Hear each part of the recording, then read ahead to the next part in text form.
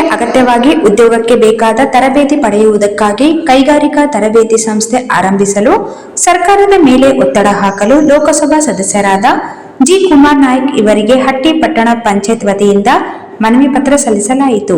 G. Kumar Nayak ಅವರು ಇಂದು ರಾಯಚೂರು ಜಿಲ್ಲಾ ಕೇಂದ್ರದಲ್ಲಿ ಟಿಪ್ಪು ಸುಲ್ತಾನ್ ಉದ್ಯಾನವನ ಎದುರು ಸಂಸದರ ಅಧಿಕೃತ ಕಚೇರಿಗೆ ಚಾಲನೆ ನೀಡಿದರು. ಈ ಶುಭ ಸಂದರ್ಭದಲ್ಲಿ ಹಟ್ಟಿ ಪಟ್ಟಣ ಪಂಚಾಯತ್ ಅಧ್ಯಕ್ಷರ ಪರವಾಗಿ ಕಾಂಗ್ರೆಸ್ ಯುವ ಮುಖಂಡರಾದ ಎಂಡಿಆರ್ ಅಮ್ಜದ್ ಸೇಠ್ ಅವರು ಮತ್ತು ಇತರರು ಸಂಸದರಿಗೆ ಗಣರಾಜ್ಯೋತ್ಸವದ ಶುಭಾಶಯ ಕೋರಿದರು. ಜಿ. ಕುಮಾರ್ ನಾಯಕ್ ಇವರಿಗೆ ಶಾಲು ಹಾಕಿ ಹೂಮಾಲೆ ಹಾಕಿ ಸನ್ಮಾನಿಸಿದರು. ನಂತರ ಮಾತನಾಡಿದ ಅಮ್ಜದ್ ಸೇಠ್ ಅವರು, ಹುಲ್ಗೇರಿ ಅವರು ಶಾಸಕರಾಗಿದ್ದಾಗ 2022-23ನೇ ಸಾಲಲ್ಲಿ ಹಟ್ಟಿ ಪಟ್ಟಣಕ್ಕೆ ಐಟಿಐ ಸರ್ಕಾರಿ ಕೈಗಾರಿಕಾ ತರಬೇತಿ ಸಂಸ್ಥೆ ಮಂಜೂರಾಗಿತ್ತು.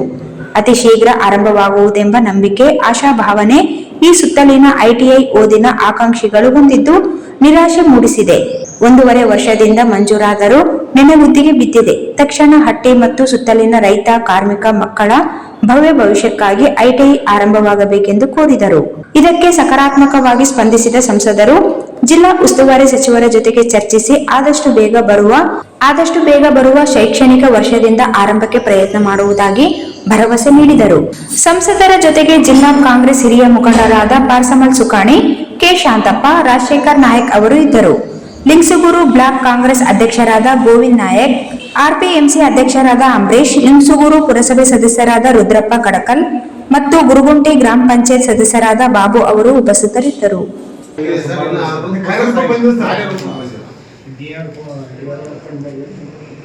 ಇಲ್ಲ ಅಣ್ಣ, ಬಿಲ್ಡಿಂಗ್ಸ್ ಏನ್ ಬೇಡ, ಸ್ಟಾರ್ಟ್ ಮಾಡಿಬಿಡಿ. ಅವ್ರು ಕೊಟ್ಟು ತಗೊಂಬೋದು 5 ರೂಮ್. ಇದಾರೆ ಬೇಕಾದ್ರೆ ಏನಾದ್ರು ಸ್ಟಿಲ್ ಮಾಡ್ಬೋದು. ಅಲ್ಲಿ ಸ್ಟಾರ್ಟ್ ಆಗಿಬಿಟ್ಟಪ್ಪ ಅಂದ್ರೆ ಒಂದು 200-300 ರೂಮ್ ಹೋಗ್ತಾರಣ್ಣ. ಎಲ್ಲ ಕಾಪಿ ಇದೆ ಸರ್, ತಮ್ಮ ಒಂದು ಕಾಪಿ ಇದೆ. ನಿನ್ನೆ ಜಿಲ್ಲಾಸ್ತರಲ್ಲಿ